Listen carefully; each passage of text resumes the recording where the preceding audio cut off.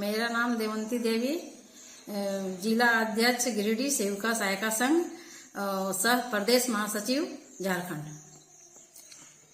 क्या कहना चाहेंगी आप अपने संघ के विषय में? मैं कहना चाहूंगी अपने संघ के विषय में कि हम लोग को मुख्यमंत्री हेमंत सरकार वादा किए थे कि जिस तरह पारा टीचर को मिल रहा है, हम उसी तरह से सेविका सहायिका बहनों को पारा टीचर के तर्ज पर मान सम्मान दूंगी। लेकिन वो मुकर गए। दिए जरूर, लेकिन मात्र 3100 रुपया वो बढ़ाए, जिसमें वो उस समय ये भी बोले थे कि आप लोगों को उनके घर पर हम लोग गए थे आवास पर, तो वो एक बात और भी बोले थे कि जिस समय दुर्गा पूजा होगा तो बोनस के तौर पर सेविका बहनों को 10,000 और सहायिका बहनों को 5,000 प्रति वर्ष दिया जाएगा। वो भी नहीं किए। अब हम लोग चाहते हैं कि जब विधायक जी से मिले, माननीय विधायक सुदीप कुमार सोनू जी से, तो वो हम लोगों को आश्वासन दिए कि आप लोग का एक डिमांड है जो नियमावली सुधार में, आप इसमें कौन कौन सा मतलब मांग है वो वाला हमको बताइए, उसमें हम उस त्रुटि को हम समाधान करेंगे। हम लोग गए माननीय विधायक सुदीप कुमार सोनू जी के पास, तो सबसे पहले हम लोग को 500 रुपया जो बढ़ता है जुलाई से, वो हम लोग को पहले मुखिया से सिग्नेचर कराना पड़ता है फॉर्मेट में, फिर प्रधानाध्यापक से सिग्नेचर कराना पड़ता है। तो हमारी सेविका बहनों को दिक्कत होता था।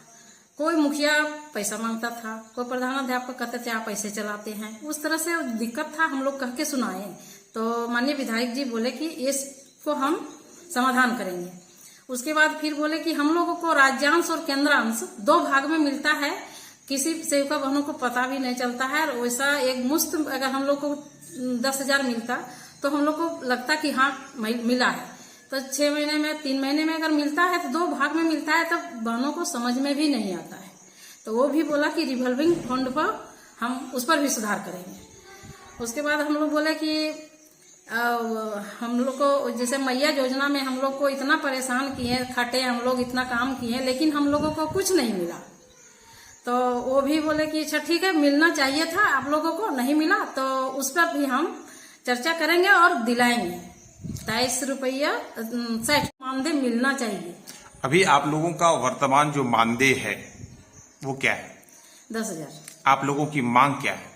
हम लोगों की मांग है कि हम लोगों को वेतन मान दीजिए। पारा टीचर को आप EPF में दे दिए, जोड़ लिए, और हम लोग डिमांड पर डिमांड दे ही रहे हैं और हम लोग को मिल नहीं रहा है। तो हम लोग को अंदर से तो दुख तो है।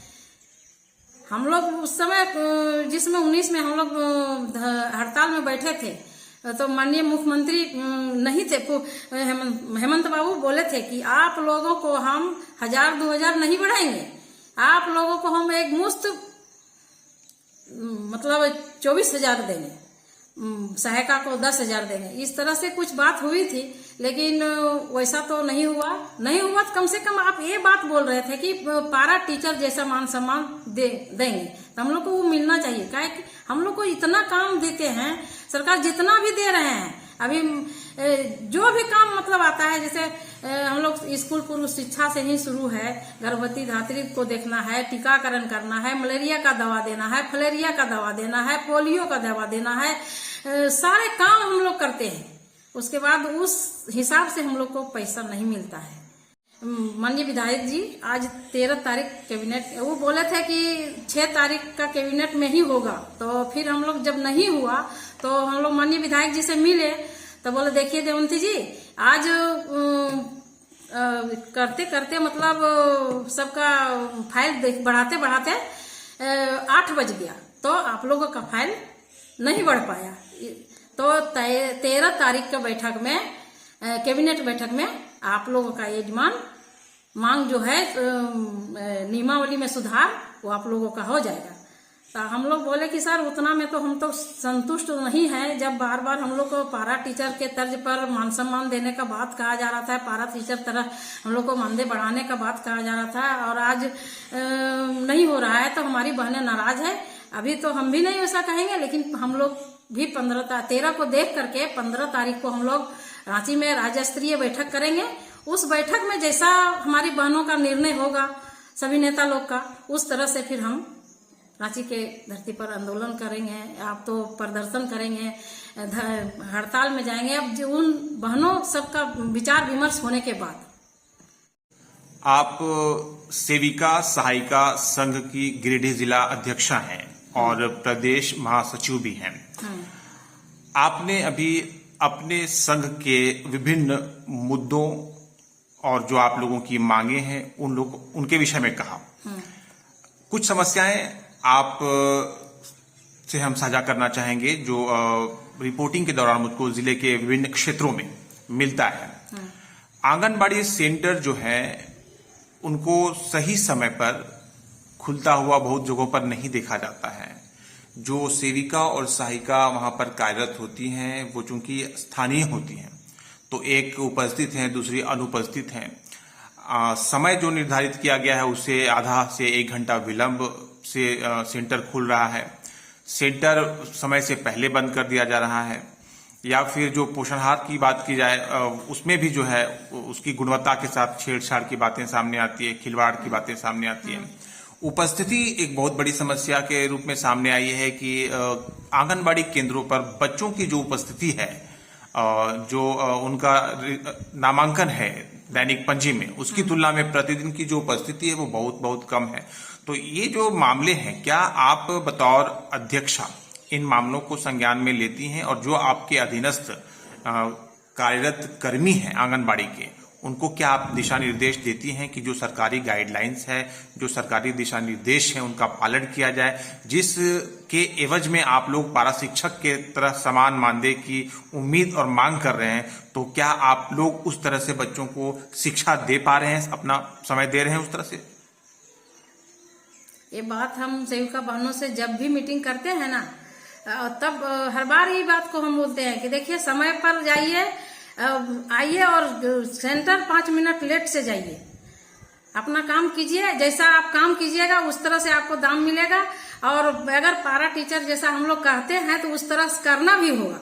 ये सब सारी बातें हम सेविका बहनों को समझाते हैं। बच्चों की उपस्थिति इतनी कम क्यों होती है? लगभग अगर देखा जाए तो सभी सेंटरों पर 90% सेंटरों की अगर बात की जाए तो बच्चे बहुत कम संख्या में उपस्थित रहते हैं। सबसे पहले हम लोगों को जो मिलता है, पोषाहार का पैसा मिलता है, आप जानिए कि 86 रुपये केजी दाल मिलता है। आप हमको बता दीजिए कि 86 रुपये दाल हम कहाँ से खरीद के हम 25 बच्चा को खिलाएंगे।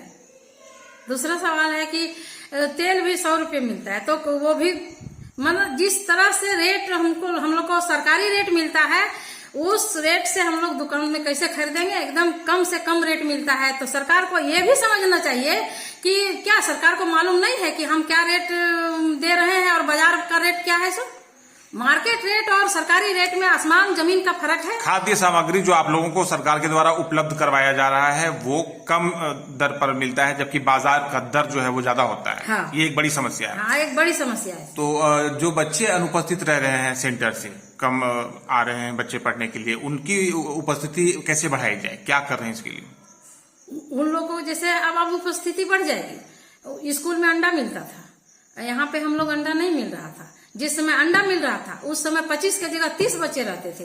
अंडा जब हट गया तो उपस्थिति थोड़ा कम हो गया, और उपस्थिति कम हो गया तो हम लोग बच्चे को बुलाते हैं। सुबह में सूजी देते हैं, दोपहर में दाल भात चोखा दे देते हैं, कभी दाल भात सब्जी दे देते हैं। इस तरह से खाना खिलाते हैं। लेकिन अगर मिला जुला कर देखिएगा तो उतना पैसा में 25 बच्चा का पोषाहार नहीं होता है। ड्रेस कोड जो सरकार के द्वारा आप लोगों को मिला है, क्या सभी आंगनबाड़ी केंद्रों पर ड्रेस कोड का अनुसरण किया जाता है? हाँ, किया जाता है। इसमें कहीं इस तरह की भी शिकायतें मिली है कि ड्रेस कोड का अनुपालन नहीं होता है, इसी तरह से काम चला लिया जाता है? नहीं, जैसे हम भी आए ना तो रख दिए, यहाँ आए तो पहन लिए। आज कुछ बिजी थे इसीलिए थोड़ा विलम्ब हुआ। बाकी और जो आप लोगों की मांगे हैं उसको लेकर आप लोग गंभीर हैं? आने वाले समय में आप लोग धरना प्रदर्शन और अनिश्चितकालीन हड़ताल तक करने की सोच रहे हैं? हाँ, वो विचार 15 को फाइनल होगा तभी सोचेंगे। 15 को आप लोग रांची जा रहे हैं? हाँ। पूरे झारखंड प्रदेश के सेविका और सहायिका वहां जुटेंगी? नहीं, पूरा नहीं, जो लीडर लोग हैं जिला का, जो नेतृत्व करता है, हाँ, नेतृत्व करता पदाधिकारी हैं, हाँ, वो रांची में जुटेंगे? हाँ, जुटेंगे। चलिए, धन्यवाद।